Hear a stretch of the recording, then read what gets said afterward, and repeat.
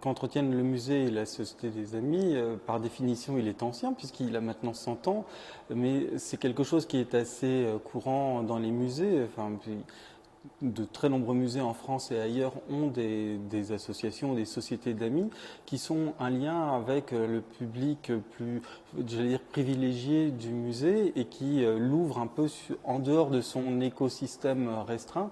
Donc c'est quelque chose qui est extrêmement important comme une sorte de relais avec la société dans son ensemble.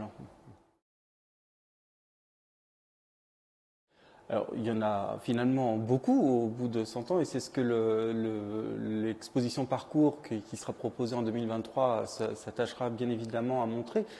Alors, en 100 ans, je vous avouerai que j'ai pas vécu toutes ces acquisitions et là on se retrouve devant la toute première, donc c'est ce relief du style d'Amaravati.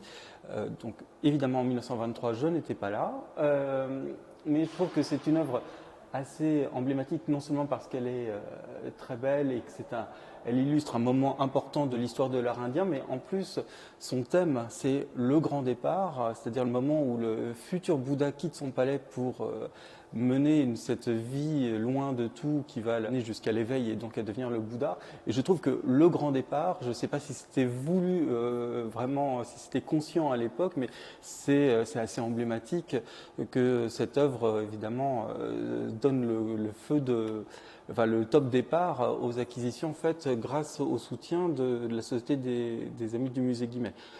Plus récemment, une œuvre qui m'a pas mal marqué, c'est le Maitreya qui provient de la collection Malraux, qui était une œuvre évidemment qu'on connaissait bien au musée. C'était très émouvant de la voir entrer, d'autant qu'elle avait fait aussi la couverture du catalogue de l'exposition sur l'Afghanistan qui avait été organisée en 2003 pour marquer la destruction des Bouddhas de Bamiyan en 2001. Donc c'est une œuvre parfaitement emblématique.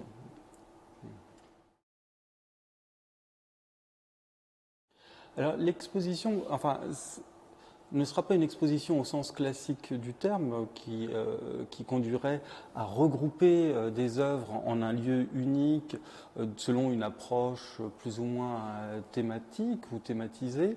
Là, il s'agira d'une exposition parcours, c'est-à-dire qu'en fait, c'est plus par les moyens de la signalétique que l'on va distinguer dans le parcours des œuvres qui ont été acquises grâce en totalité ou en partie à la SAMG. Ce sera aussi l'occasion, dans certains cas, de sortir des œuvres qui ne sont pas exposées de manière permanente, notamment parce que les conditions de conservation ne permettent pas une exposition permanente. Mais en fait, on s'était posé la question d'une exposition au sens plus classique du terme, qui n'aurait pas forcément eu vraiment de sens parce que les acquisitions faites comme ça au fil du temps ne constitue pas un ensemble forcément cohérent.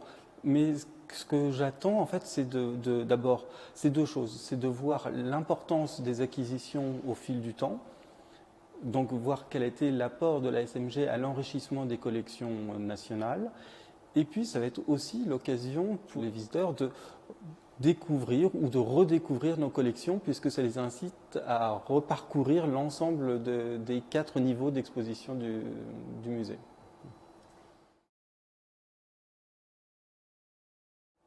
Une société d'amis, par nature, accompagne le musée dans l'ensemble de ses activités, enfin en tout cas une grande partie d'entre elles, plutôt celles qui sont de nature scientifique ou culturelle.